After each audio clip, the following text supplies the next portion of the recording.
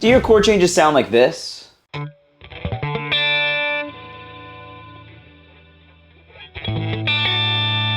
Do you want them to sound like this?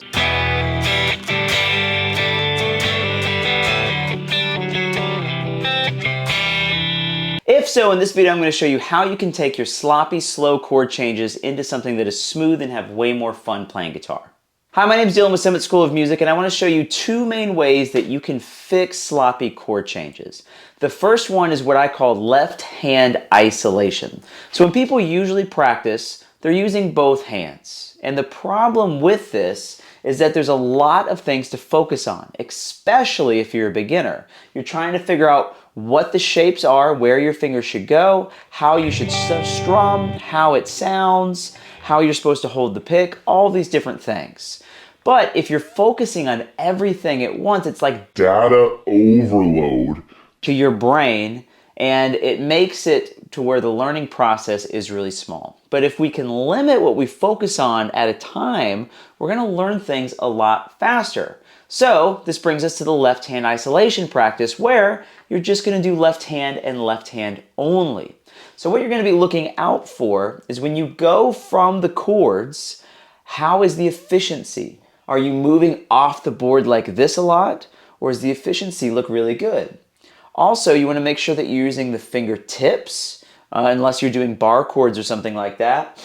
And then you want to look for, is there any fingers that don't have to move? Like in this example, if I'm going from G to D, my ring finger gets to stay in the same place. So if I take it off, I'm just creating more work for myself than I need to.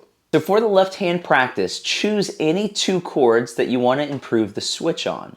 And you're going to go from one chord, looking at those three things I just mentioned, to the next. And you just keep doing this slowly.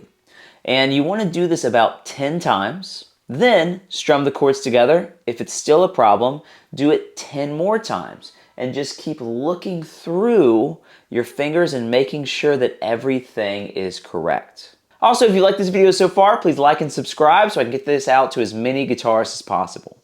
Now, the second way to fix chord switches and to remove this pause and gap in between them is to not stop the right hand. So what usually happens is when people are playing, they're doing the chord, they're strumming, then the right hand stops because you want to make sure that the left is in place and then you go. This is a bad habit. And a lot of the times people can actually switch quick enough, but they're just in the habit of stopping, so they stop every single time. And what's going on is the left hand becomes a bad influence on the right hand. So the left hand is slow, and the right hand has to wait on it. We're going to reverse this. We're going to make this hand be a good influence on this hand. So what's going to happen is you're going to keep strumming even if this hand is late, and it's going to signal to your left hand that it needs to speed up and move. So you're just going to do it nice and slow and keep it going.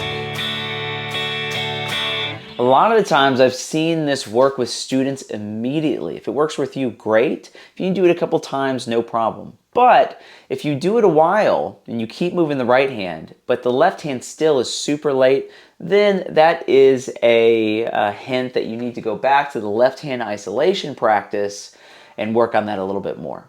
Now also remember is you don't want to go too fast. If a lot of the times we are practicing faster than we really should, there are times where we do want to practice faster than we can play, but in this situation, you want to make sure that you're practicing at a good rate. So if it's missing and missing and missing and you can't get it, slow the tempo down, go a lot slower, and this is going to help you learn way faster. But I hope you enjoyed this video and these tips. Leave in the comments, what did you think? Have you tried these before? Are these working for you? Do you have other tips that you know? Let me know in the comments, and I'll see you at the next video.